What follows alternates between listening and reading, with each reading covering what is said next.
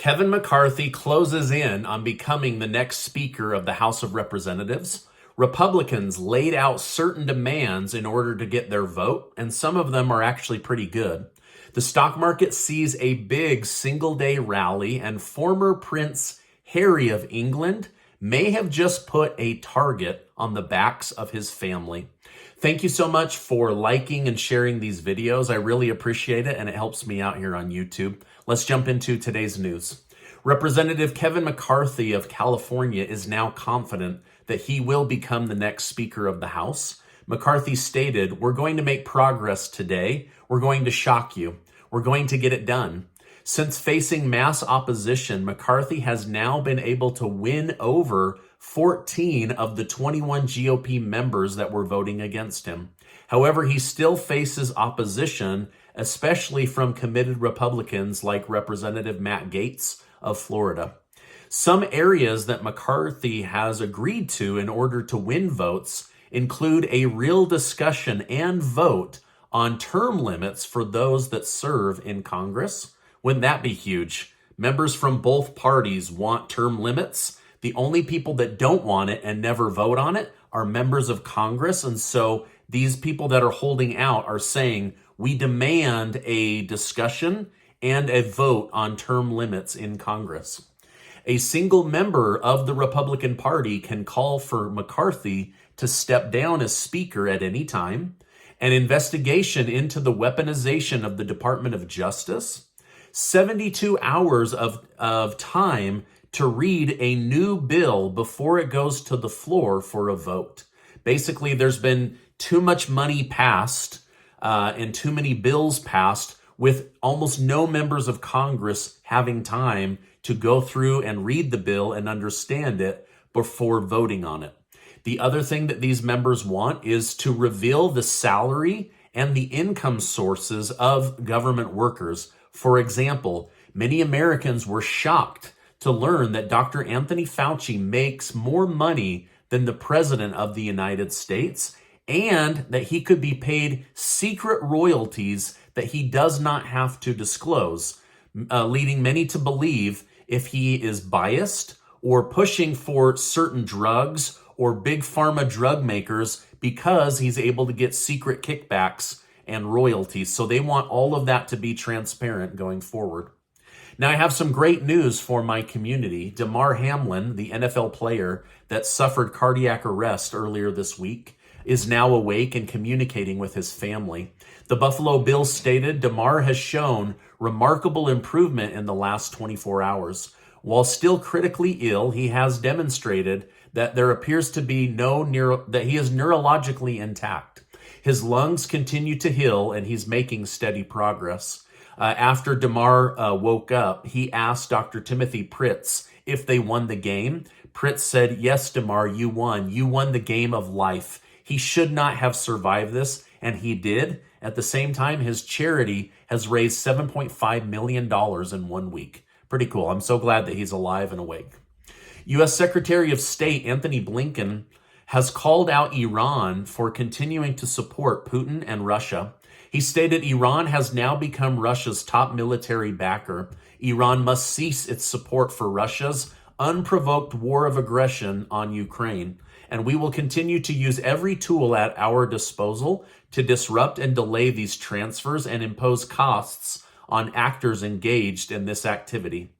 The Biden administration has issued new sanctions on Iran that should make it harder for them to produce drones and missiles for Russia. Treasury Secretary Janet Yellen stated that Russia's reliance on Iran for weapons shows that they are very desperate.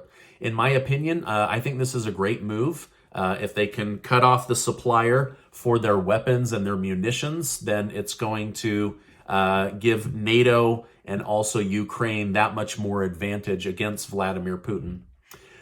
So the United States is going after Putin and his weapons supplier through the back door. Again, if they can cut this off, then it is a huge weakening point for Vladimir Putin and the Russian Federation army. However, I think it's only fair to say that Secretary of State Blinken continues to say that this was an unprovoked war. This is gaslighting, in my opinion. There is proof that before the war, Ukraine was attacking its own people in the Donbass region. They were shelling them and attacking them. Also, for years, Vladimir Putin told NATO, if you make Ukraine a member of NATO, then I will attack NATO. And so when that happened, he kept his word and he attacked. So I don't think they should continue to say unprovoked. It's unwanted. It's horrible. It's horrific. I hate covering this topic. But in fairness, I don't believe it was unprovoked. The stock market seems to believe a new House Speaker will be chosen, and it's reacting positively. Indexes have risen on average over 2% in a single day, and many individual stocks are up big time. Gold and silver also saw a nice single-day bump, as gold and silver are predicted to have a banner year in 2023 as the U.S. dollar loses value. And remember WWE, World Wrestling Entertainment? Well, they announced their former CEO is returning to the board in order to help sell the brand to the highest bidder, and their stock jumped 20% in a single day. Now, just when you think a scumbag can't become more scummy, Sam Bankman-Fried, the disgraced CEO of the FTX Ponzi scheme, is trying to claim the $450 million he used of investor money to buy ownership in Robinhood is his, and that he wants his money back in order to fight his legal battles. So he's now trying to use stolen investor money to keep him out of jail. I mean, these investors deserve their money back, but this selfish POS wants their money in order to pay his legal bills. I mean, wow, just absolute wow. He continues to disgrace his family name. President Joe Biden has touted that the unemployment rate is now down to 3.5%. This is really good for the president, but really terrible for the goals of the Federal Reserve. While reports show that the U.S. unemployment growth is slow, Biden stated this moderation in job growth is appropriate, and we should expect it to continue in the months ahead, even as we maintain resilience in our labor market recovery. A federal judge has ordered Trump to hand over the names of the investigators he hired to comb through his documents. The investigators were hired last fall to search for classified documents after Trump's team told that it had returned all classified materials. They even offered for the FBI to monitor these people, but the FBI said, we don't want to be involved. This is where Trump may have made a mistake. It's now likely that the Department of Justice is trying to determine if Trump acted criminally. If the investigators knew of classified documents and made Trump aware of them, and Trump still did not return them, then he may have legal troubles ahead. However, it could come down to falling back on Trump's lawyers being at fault versus Trump himself, as Trump could claim he was unaware or did not have direct knowledge of each individual classified document. So this story continues, although it is kind of losing steam in the media. Trump also put speculation to rest that he would run as an independent president. He's going to stick with the Republican Party. He stated, good things will soon happen for the Republican Party, and 2024 will be a monster, in a good way, of course. This seems to indicate that he will be continuing to run as a Republican candidate. Former British Prince Harry released a new book called Spare that is getting more negative feedback than positive feedback. In the book, he details his sexual history, his drug use history, and his time in the Queen's military service. In the book, he brags about killing 25 members of the Taliban. The Taliban is now calling for the extradition of Prince Harry to face war crimes in Afghanistan.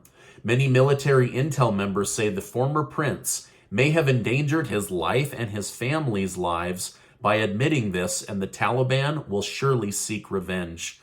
So hopefully they don't, but that was probably a really bad move on his part to brag about that, as he's just made a bunch of enemies that now know he killed their brothers. And so anyway, not great news for former Prince Harry.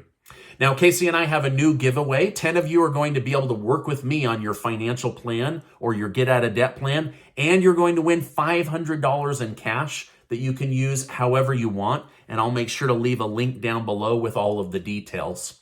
Now, before you go, I want to remind you that you are amazing. I really appreciate you being in my community. Make sure to check out this important video and get subscribed to the channel. Thank you so much for stopping by today to get your news from me, and I will see you on the next video.